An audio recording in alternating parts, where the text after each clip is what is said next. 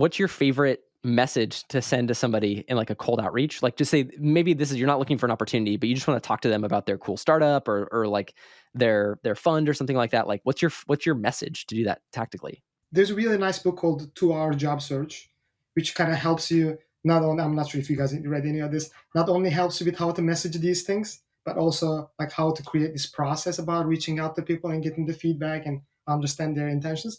I mean, generally, you clearly want to have, if you have an affiliation with the person, you want to just mention that one. If you graduated from the same school, it's a good idea to kind of bring that up, especially, you know, they will value that and understanding where they're coming from, meaning that if this is a it's a lot more valuable to reach out to a person if you read their article, if you read their book, or like if you looked at their code.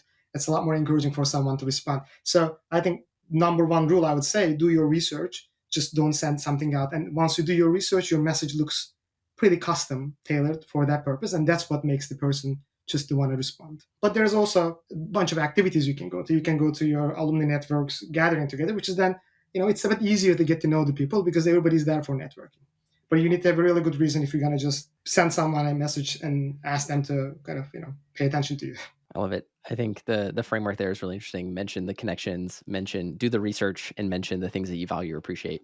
And have it like concise. 2 hour job search does a great job. And by the way, Ali, for your recommendation for value, so this is Day One from Drew Dudley. That book is phenomenal in terms of setting it is a perfect framework to go through all sorts of different values and kind of do the analysis. I'm going to write down all these book recommendations you've been dropping during the interview. I can +1 Drew Dudley. This is Day One. I think you and I talked about that one, You Ali. did. You did.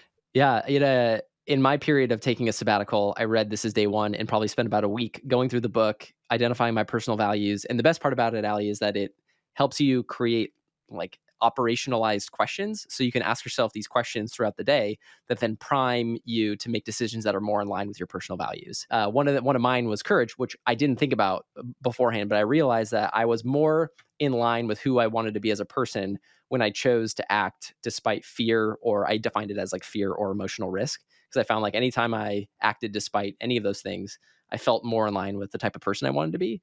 And so it's cool. It's like if you start asking yourself these questions of like, what have I done today that scares me? Then all of a sudden you're on the phone with somebody and they're saying some nonsense, and you could, have a critical conversation with them. And then you choose to do it because you've been talking to yourself about that all day. So it's just like, it's amazing. Drew Dudley's book, can't recommend it enough.